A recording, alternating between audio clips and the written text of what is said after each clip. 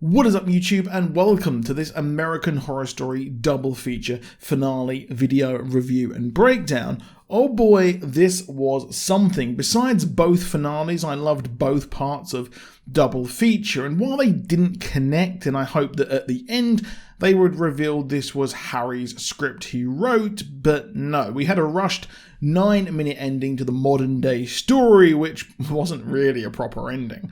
Death Valley started off well, but eventually the flitting around of time periods and incredibly lackluster and dull modern day story that literally went nowhere did let down this section down a fair bit.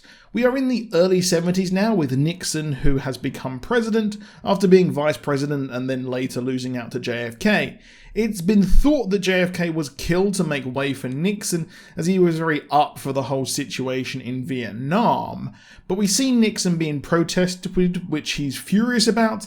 It becomes clear to him that the aliens just control everything, as they have a prediction the hybrids will be born in 2021, and they have a long list of distractions to keep Americans away from the sightings and noticing that their fellow citizens have gone missing. I mean, it matches up that many conspiracy people think this. However, we have a bizarre addition as lizard people are introduced. Another common conspiracy theory that the elite on Earth, including the British royal family, are lizard people. It has been perpetuated by the infamous conspiracy leader David Icke, who has had his attentions now moved to the COVID-19 conspiracy. That's all I'm saying on that matter.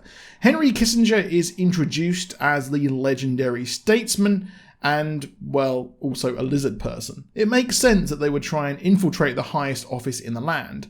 We cut to Mamie and Dwight as we learn how Dwight knew all about the lizard people, as one was abducted by mistake by the aliens. I'm surprised they introduced the lizards at the final episode, as it would have been a very cool plot thread with these shapeshifters, but it's shot down by Mamie, who doesn't believe Dwight, as she is all in on Valiant Thorn's people, more ways than one, and wants to popularise yet another national holiday, the evacuation of the British out of Boston. I mean, I ain't commenting on that, you can guess where I'm from.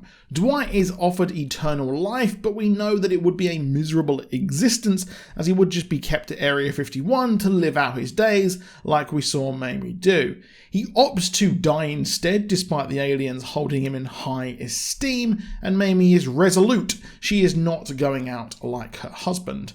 Now, one of the most bizarre parts of the episode was the treatment of Watergate. Mamie pretends to be Deep Throat, an informant of the Watergate scandal, to the Washington Post reporters.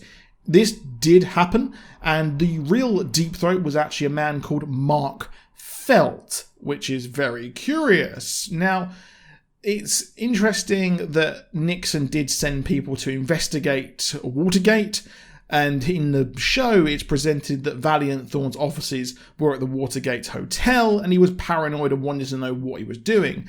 In real life, this was a Democratic Party office, and he wanted to know what they were planning, and it all went wrong. In this fake history, Nixon wanted to know what the aliens were planning and how we can try and stop Valiant Thorn from making him, in his mind, the patsy for the whole damn house of cards. It's quite ingenious, and I found it funny that Mamie said she took the name from the dirty movie of the same name. And in real life, the Washington Post managing editor did actually name Mark Felt, the informant, that as a nickname. It's a funny scene as she acts innocent, but we know she's freaky for the alien D.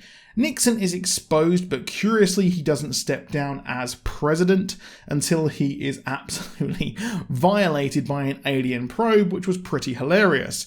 In real life, he did resign after being exposed and implicated in the Watergate scandal, but he didn't immediately, and did so before he could be impeached, which these days just means nothing. In 1979, Mamie's death was reported, but in reality she was taken to Area 51 to live forever and meet Calico. Now, I'm kind of surprised we didn't actually see her earlier. All this time in the modern day, Mamie's just been chilling there at Area 51. It's a damn shame that the past storyline had to end like this, as we had 40 years of conspiracy, and I still think that they should have had the modern day story be an X-Files plot showing people trying to find the breeding sites and learn what was going on. But hey, anything was better than what we actually got. We pick up in the modern day after last week with the alien hybrid killing his father and then kills a security guard but is found, and the girls look for the guys only to start giving birth.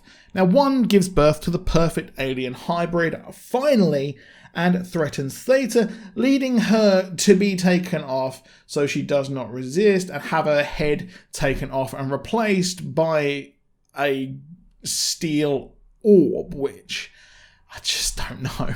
But she is being used as a vessel to give birth to the hybrids, and we learn what we suspected all along from Thorne as he explains it to Mamie. The whole thing was a plan by the aliens to create the hybrids and replace the humans on Earth. Certain people really do think that they will be spared, which they will, but they will cull all the humans and share the planet with the lizards because technology. Bit of a weak one there, and I would have liked it if the lizards were part of a resistance against the stereotypical aliens, but here we are. It felt rushed, which was a total shame, and the hybrids are born as Calico and Mamie try to trick even Theta or manipulate her to help kill the hybrids. I mean, they could have just killed the mother there, but anyway, as they can make more. But we saw that, well, the alien hates humans and finds her human side a source of shame and kills Mamie, as at the end, Calico is the final girl and been hired to actually raise all of these hybrids. A very, very weird finale. It wasn't explicitly awful, but it was just rushed, and it's the same with Red Tide. Red Tide had a brilliant season, and then was like, how are they going to kind of get out of this in one episode? I think that American Horror Story works as a whole full-long season because they have the twists and the turns, but like American Horror Stories, each episode was just simple, and again, this is just simplistic and there's nothing really to it, which was a real shame. It didn't feel like American Horror Story, and I really hope that they never ever do this again with the two-parter. It just does not work for how American Horror Story works. I mean, we've spent so many seasons now, almost a decade, trying to actually get aliens in the show, but it was whack. I was really, really disappointed. But I do hope that those people who were in the modern day never grace our screens on American Horror Story again, because no, that just was not it.